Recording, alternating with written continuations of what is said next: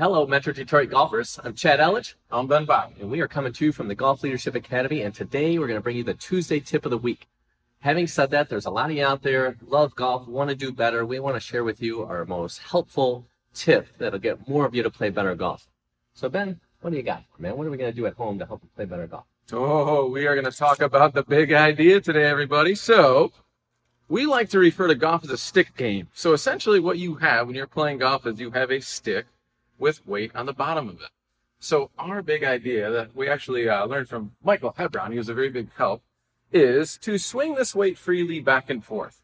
So, if you notice right now, we have our jet stick that's being swung back and forth. We would consider this a swinging motion. So in golf, what we're really trying to do is we're trying to make sure that the ball is in the middle of that motion. This would be free swinging. Now let me demonstrate what a hitting motion might look like. So there's a lot of you out there that probably swing the club back, boom! You try to hit the ball at the bottom. That's not what we're talking about. If you're trying to hit the ball at the bottom, you might notice that you have club face control problems, center face contact problems, low point problems, the whole shebang. But if we can get you to be free while you swing this golf club or the weight back and forth, you're going to be shocked what happens on the back end. So, along with this weight swinging back and forth, Chad, so we talked about a free swinging motion here. What has to move back and forth with this weight? Your hands, your arms, your body, everything gets to go with the weight of the club. So what we're not going to do, what a lot of you do is you break the swinging motion into parts or pieces. And when you want to go play better, that's a shame, because if you break a swinging motion into parts or pieces, you then don't have a swinging motion anymore. So if everything moves back and forth with the weight of the club, we remove all the restrictions, we remove all the red tape, we don't try to keep our left arm straight or keep your head down, take away all the rules, and just start trying to create a swinging motion where everything gets to move with. So Ben, show me what that could look like here, buddy. I'm going to take the jet stick. Sure. So here's a free swinging motion. So what I'm going to do is I'm going to start with a short motion here. So what I'm going to do is I'm just going to cradle the grip. So you're going to notice here there's no tension in the hands. And then I'm just going to let my hands and my body float back and forth with the weight of this golf club. So Chad, what are we noticing about the club face? So as my hands and my body actually move with the weight, what happens to the club face on the backswing? What I can see is that it opens, rotates, or starts to face the people at home. And then on the way through, we can start to see it rotate or go to the left. So what I see is a face that rotates or moves in a circle or an orbit around. So what are you saying here, that maybe the golf club knows how to square itself up as long as we don't interfere? That's exactly right. So the club face will rotate itself if you allow it, if you stay out of the way. So a lot of you at home, we hear people talk about getting their hands through and trying to apply extra force. That goes back to that hitting motion, right? But if we just freely swing the weight of the club back and forth, if we want you to do this at home, you'll see that it rotates on its own if you allow it to. So we have to let the club do what it was allowed to do.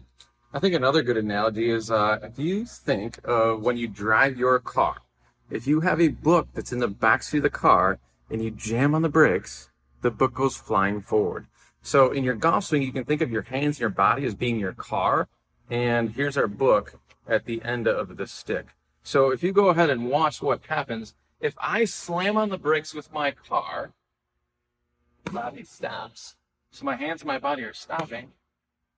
First thing I notice is the club actually hits the ground way behind the ball, but what we're trying to do is get a divot in front of the ball.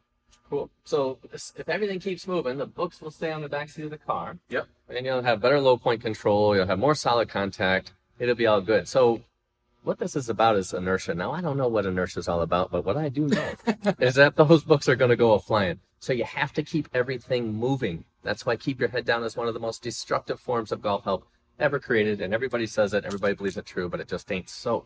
So show us like more of a full swinging motion where you allow everything to go with the weight of the club. The car keeps moving. We're all safe and sound as long as the car keeps moving. There you go. Everything goes with the weight of the club. So no attempt to break this into parts or pieces. Is that true? No attempt to break it into parts or pieces, or no attempt to smash that thing. I'm just trying to produce a motion where the ball's in the middle of it. It's really the only goal when I am swinging this golf club back and forth. Now, one of the other things that we like to do is we like to use this 1 to 5 scale, right? What's that all about? Well, I tell you what, internally is 1 to 5 is about your commitment to what you intend to do. So in golf, because you have to move the ball, it doesn't move until you move, you have to be clear in your intention. $1 million question is, what do you intend to do here? Some people say, oh, I don't want to hit it left. That ball's probably going left. Versus, I intend to create a free swingy motion where everything moves together.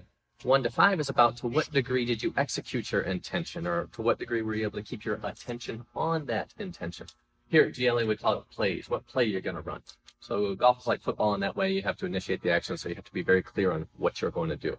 So what we're asking you to do is just be clear on making a free swinging motion and have that be the one thing that you're committing to. And then after the ball's gone, before we get on to what the ball does, you'd have to use that 1 to 5 scale to see to what degree did you actually experience a free swinging motion. 5 would be like, oh, dude, totally free, man. Like, that's unbelievable. I wasn't trying to steer or guide or hit anything. I wanted to be like, man, I forgot. I was trying to fix my backswing. I was trying to keep my head down and do all the things. So if we try to do all the things, we'll be good at none of the things. If you commit to one thing, you will start to make some progress for sure.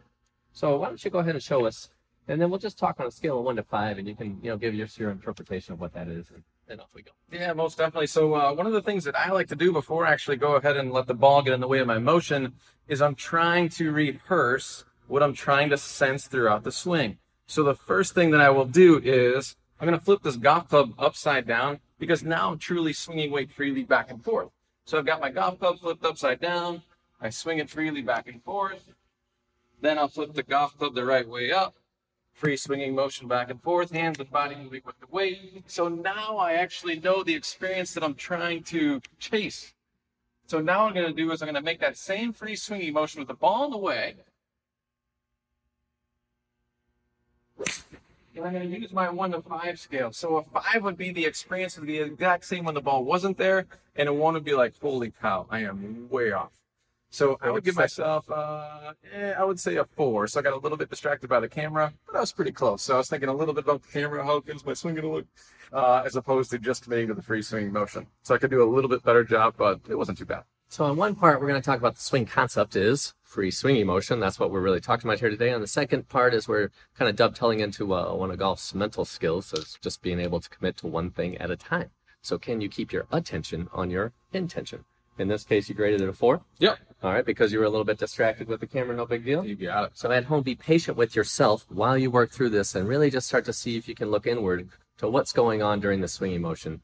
And then when you do experience that 5, you'll be shocked as to what starts to happen. It will start to organize for you, and it'll be way cooler on the weekends. And you won't have to remember all the checklists and all the procedures and all the things, because nobody got time for that. It amazes me actually how many great players actually set a goal before their round that they're actually trying to get free while they play in these tournaments. So there's a wonderful interview. It was last year after Rory McIlroy had won the RBC. So after the interview, they said, hey, Rory, what was different this week? You just demolished the field. And he goes, well, I set a goal for myself this week, and my goal was to feel as free as I possibly can on every single golf swing. And he said, I did a very, very good job executing that this week. If I can do the same thing next week in the U.S. Open, I'm going to have a great shot at winning. So it's fascinating to us how many elite players are actually chasing that freedom when they're out there. Right. So having said that, free swinging motion is our tip this week. Start going there, see what you can do, and then check in with yourself on a scale of 1 to 5. To what degree did you actually commit to and keep your attention there?